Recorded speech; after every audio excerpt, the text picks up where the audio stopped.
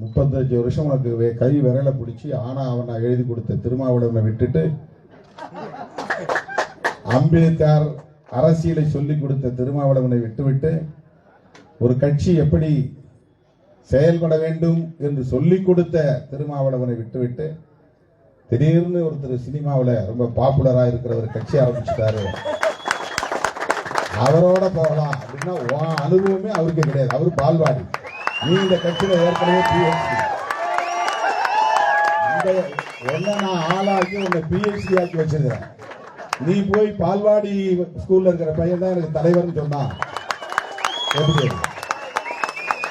LKG படிக்கிற ஒரு பிள்ளை தான் எனக்கு தலைவர் அப்படின்னா, நீ இத்தனை வருஷம் PhD பண்ணதுல ஒன்றும் அர்த்தமே இல்லாம போகுது. டாக்டரேட் வாங்கினதுல அர்த்தமே இல்லாம போகுது. உனக்கு இருக்கிற அனுபவமே அவருக்கு கிடையாது. இனிமே தானே அவர் அரசியல் கத்துக்கணும். இப்ப நீ போய் அங்க அவருக்கு சொல்லிக் கொடுக்கணும்.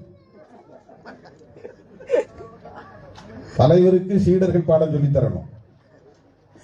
இங்கே ஒவ்வொருவரும் தலைவர்.